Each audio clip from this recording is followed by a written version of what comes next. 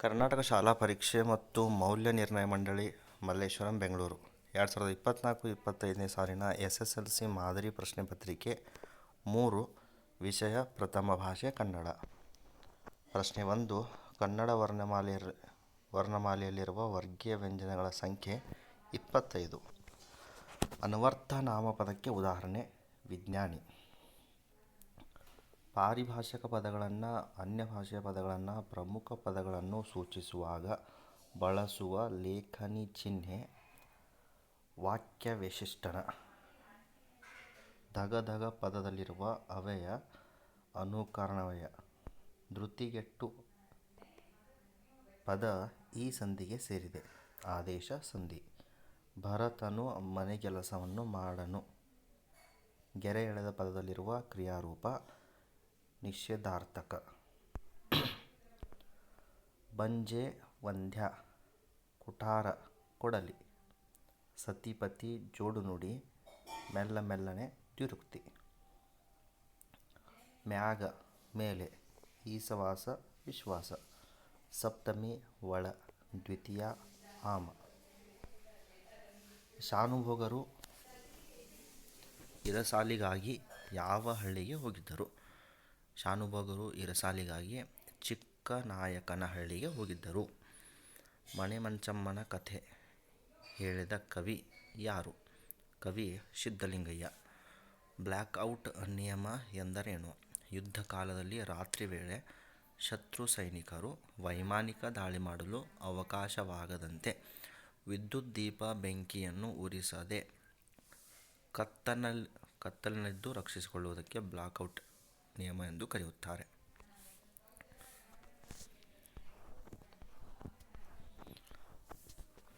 ರಾಮ ಲಕ್ಷ್ಮಣರಿಗೆ ಮತಾಂಗಾಶ್ರಮಕ್ಕೆ ಹೋಗಲು ಸಲಹೆ ನೀಡಿದವರು ಯಾರು?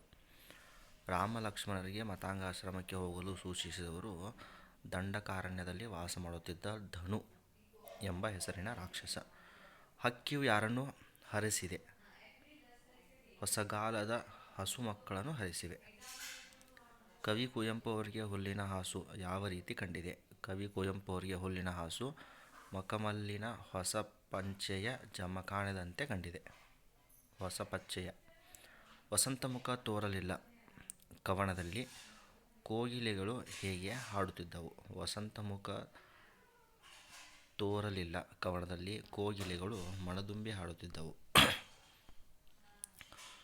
4 ವಾಕ್ಯದಲ್ಲಿ ಉತ್ತರಿಸಿ. ಶಾನುಭೋಗರು ಮೂರ್ಛೆಯಲ್ಲಿದ್ದಾಗ ನಡೆದ ಘಟನೆಗಳನ್ನು ವಿವರಿಸಿ. ಅಶೋಕ್ ಪೈ ಹೇಳಿದ ಸಂಶೋಧನಾ ಸತ್ಯವನ್ನು ತಿಳಿಸಿರಿ. ಮುದುಕಿಯ ಸೈನಿಕರಿಂದ ರಾಹೀಲನನ್ನು ಹೇಗೆ ಸಂರಕ್ಷಿಸಲು? ಲಂಡನ್ನಿನ ಹೆಣ್ಣು ಮಕ್ಕಳನ್ನು ಯಾವ ಯಾವ ಕೆಲಸಗಳಲ್ಲಿ ನಿಯುಕ್ತರಾಗಿರುತ್ತಾರೆ? ಕವಿಯಾತ್ಮವು ಹಸುರುಗಟ್ಟಲು ಕಾರಣವಾದ ಹಿನ್ನೆಲೆಯ ಅಂಶಗಳನ್ನು ತಿಳಿಸಿ. ಯಜ್ಞಾಶ್ವದ ಹಣೆಯಲ್ಲಿದ್ದ ಪಟ್ಟಿಯಲ್ಲಿ ಬರೆದ ಅಂಶಗಳು ಯಾವುವು? ಜಲಿಯನ್ ವಾಲಾಬಾಗ್ ಹತ್ಯಾಕಾಂಡವು ಸ್ವಾತಂತ್ರ್ಯ ಇತಿಹಾಸದ ಕರಾಳ ಘಟನೆ. ಹೇಗೆ? Next question. ಬಾಳಿನ ತೃಪ್ತಿ ದೊರೆಯಬೇಕಾದರೆ ಏನು ಮಾಡಬೇಕು? ವಿವೇಕಾನಂದರ ಅಭಿಪ್ರಾಯಪಟ್ಟಿದ್ದಾರೆ. ಅಕ್ಕ ಮಹಾದೇವಿಯ ಭಗವಂತನಲ್ಲೇ ಶರಣಾಗುವ ಭಾವವನ್ನು ಹೇಗೆ ತಿಳಿಸಿದ್ದಾರೆ? ಪೈಗಳು ಪ್ರಾಸ ತೊರೆದು ಬರೆಯಲು ನಿಶ್ಚಯಿಸಿದ ಸಂದರ್ಭವನ್ನು ತಿಳಿಸಿರಿ. ಇನ್ನು ಕವಿ ಪರಿಚಯ. ಎಂ ಮರಿಯಪ್ಪ ಭಟ್ಟ. ನೆಕ್ಸ್ಟ್ ಪಂಪ. ಇನ್ನು ಮುಂದಕ್ಕೆ ಛಂದಸ್ಸು 3 ಅಂಕದ. ನೆಕ್ಸ್ಟ್ ಬರೋದು ಅಲಂಕಾರ. ಮಾತು ಬಲ್ಲವನಿಗೆ ಜಗಳವಿಲ್ಲ, ಊಟ ಬಲ್ಲವನಿಗೆ ರೋಗವಿಲ್ಲ. ಗಾದೆ ಮಾತು ವಿಸ್ತರಿಸಿ ಬರೆಯಿರಿ. ತುಂಬಿದ ಕೊಡ ತುಳುಕುವುದಿಲ್ಲ. ಮಾತೆ ಮುತ್ತು, ಮಾತೆ ಮೃತ್ಯು. ಇನ್ನು ಸಂದರ್ಭ ಅಸ್ವಾರಸ್ಯ 33, 34, 35, 36. ಇಲ್ಲಿದೆ 37 ಮತ್ತು 38. ನೆಕ್ಸ್ಟ್ ಪದ್ಯ 2 ಮುಂದೆ ಬರುವುದು ಸಾರಾಂಶ ಬರೀಬೇಕು. ಈ ಪದ್ಯದ ಸಾರಾಂಶ.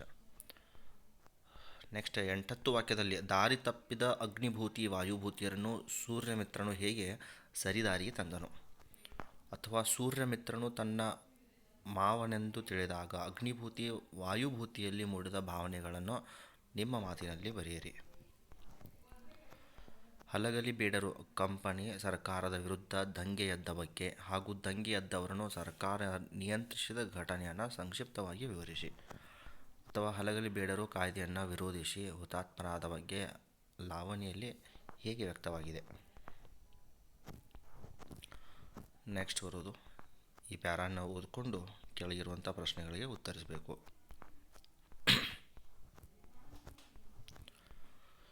ನೆಕ್ಸ್ಟ್ 5 ಅಂಕಗಳಿಗೆ ಒಂದು ಪತ್ರ ಇದೆ.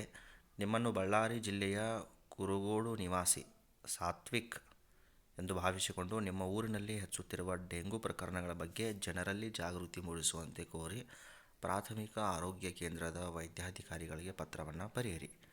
10ನೇ ತರಗತಿಯ ಸಾತ್ವಿಕ್, ಬಳ್ಳಾರಿ ಜಿಲ್ಲೆ. ಯಾರಿಗೆ ಬರೀಬೇಕು ಪತ್ರ? ಮಾನ್ಯ ವೈದ್ಯಾಧಿಕಾರಿಗಳು, ಪ್ರಾಥಮಿಕ ಆರೋಗ್ಯ ಕೇಂದ್ರ, ಕುರುಗೋಡು, ಬಳ್ಳಾರಿ ಜಿಲ್ಲೆ.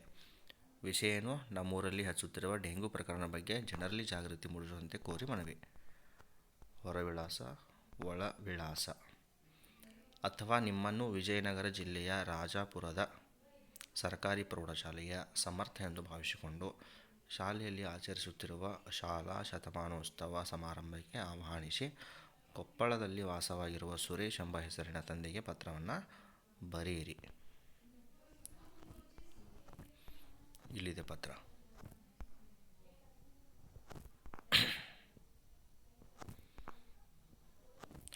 ನೆಕ್ಸ್ಟ್, ಯಾವುದಾದ್ರೂ ಒಂದು ವಿಷಯಕ್ಕೆ 15 ವಾಕ್ಯದಲ್ಲಿ ಬರೆಯಿರಿ. ಭ್ರಷ್ಟಾಚಾರ ನಿರ್ಮೂಲನೆಯಲ್ಲಿ ಯುವ ಜನತೆಯ ಪಾತ್ರ.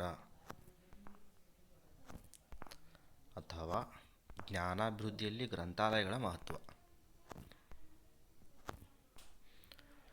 ಇದಿಷ್ಟು ವಿದ್ಯಾರ್ಥಿಗಳ 2024-25ನೇ ಸಾಲಿನ SSLC ಮಾಡೆಲ್ ಕ್ವಶನ್ ಪೇಪರ್ ಪ್ರಥಮ ಭಾಷೆ ಕನ್ನಡ.